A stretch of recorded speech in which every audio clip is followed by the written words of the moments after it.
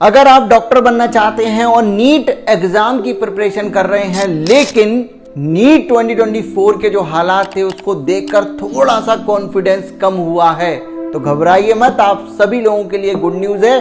Good news ये है कि इंडिया में अब 75,000 MBBS की सीटें बढ़ने वाली हैं। ये कैसे बढ़ेंगी, गवर्नमेंट में कितनी बढ़ेंगी, प्राइवेट में कितनी बढ़ेंगी, कंप्लीट इंफॉर्मेशन इस वीडियो में देने वाला हूं। इस वीडियो को एंड तक देखिएगा।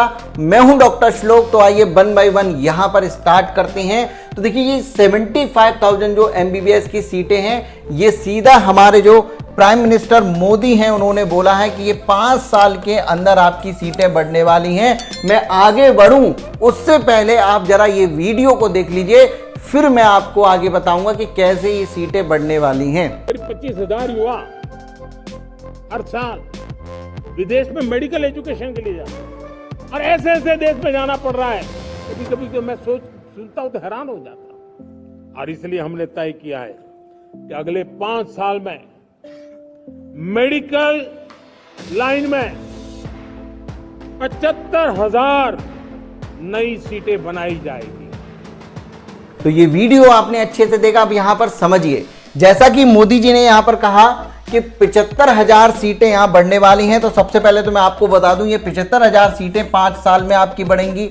अब अगर 5 साल में यहां पर बढ़ रही हैं तो एक बात और है, ऐसा नहीं है कि सारी की सारी प्राइवेट सीटें बढ़ेंगी, क्योंकि उन्होंने जब ये बोला है तो उन्होंने कहा था बच्चे बाहर पढ़ने जाते हैं, इस चीज को ध्यान में रखते हुए सीटें यहां पर बढ़ा रहे हैं। मेरा मानना यह है कि प्राइवेट ही नहीं, यहां पर गवर्नमेंट की भी सीटें बहुत तेजी से यहां पर बढ़ेंगी, और यहां पर प्राइवेट की सीटें तो बढ़ेंगी ही बढ़ेंगी। अब यहां पर डिपेंड करता है ये रेशियो कितना रहेगा। ये हो सकता है 60-40 का रेशियो, 50-50 का भी रह सकता है, या 70-30 का भी हो। ओवरऑल बच्चों का ही फायदा है जो बाहर जाते हैं। अगर प्राइवेट की भी कॉलेज बढ़ेंगे तो इतनी हाई फीस जो है उसमें वो कहीं ना कहीं कम होकर आएगी। अब यहां इंपॉर्टेंट बात यह है कि अगर आप 25 और 26 में ही एग्जाम देने जा रहे हैं तो ध्यान दीजिएगा, अगर ये 75,000 सीटें 5 साल में बढ़ने वाली हैं तो इसका मतलब यह हुआ कि हर साल कम से कम 15,000 सीटें तो यहां पर बढ़ने ही बढ़ने वाली हैं।